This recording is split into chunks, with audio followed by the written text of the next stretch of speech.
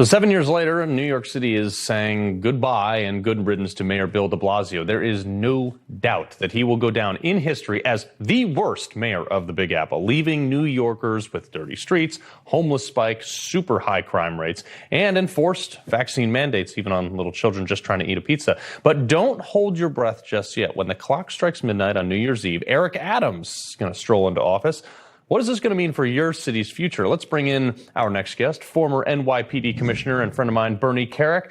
Commissioner, welcome to the program. So you're the top cop, all right? You have worked hand in hand with mayors. You worked with Rudy Giuliani during 9/11.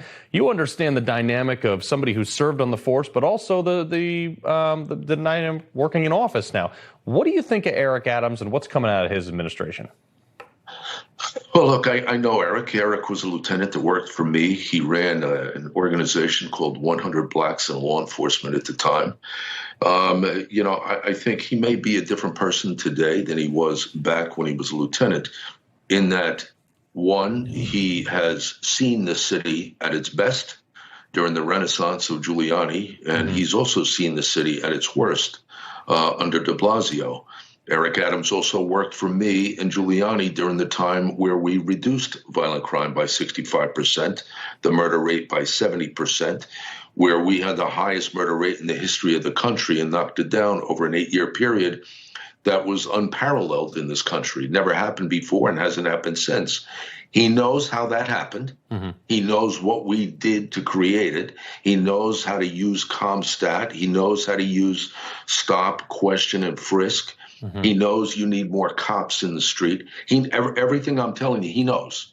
He knows. Now, will he cower to the left and go that route where, he allows governors to implement laws like bail reform, where he allows prosecutors not to prosecute for violent crime? I don't know. I hope not. I hope not. All right. Well, so you saw him take a tough stance against Black Lives Matter. Okay, look, I work in Manhattan. You're in here all the time, and I want this place to be the best it can be. I remember what it was under Giuliani and you guys and everything you did. That said, he took that tough stance up against Black Lives Matter, and he says, "Look, we're not going to be bullied by you guys, and we're going to be tough on crime." What were your thoughts then? Well, I thought it's the right thing to do. You can't have a domestic terror group threatening you, telling you what they want and what they're going to do. And if you don't do it, you're going to have blood on your hands. Wrong. You're going to wind up in prison. That's what you're going to wind up doing. Right. And I think that's the stance he's at least expressed. If he holds to that, look, New York City is a big, complicated place, but Rudy Giuliani proved it can be fixed. When we were at the worst in the country's history, over that 8-year period, we did things that nobody ever thought possible. It can get done. We did it. I was a part of it. Eric Adams has the ability to do it, whether he has the courage to do it and stand up to the left and these radical leftists, these Marxists. That's another thing. Yeah, ability and willpower are very different in the political lines, as you know.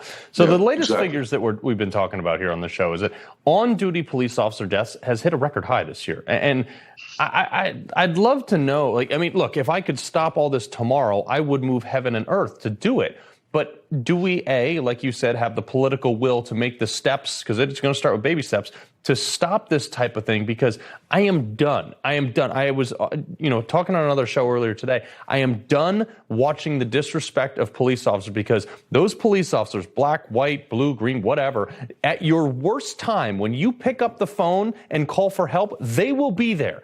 And we need to somehow restore that respect back to this. How do we do that?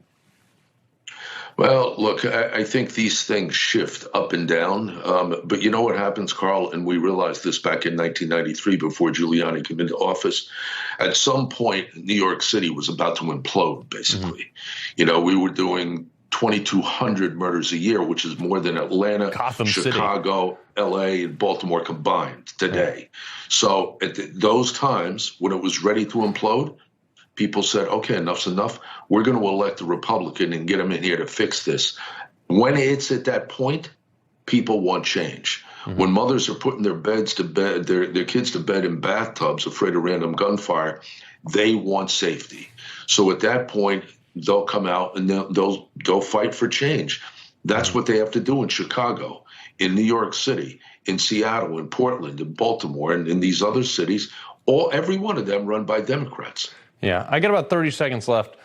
But we're seeing the spike of retirement. So we know the vaccine mandates have really hindered this. We know that the political climate has done it. I mean, retirements are up 75% from 2019, 10,000 expected in 2021.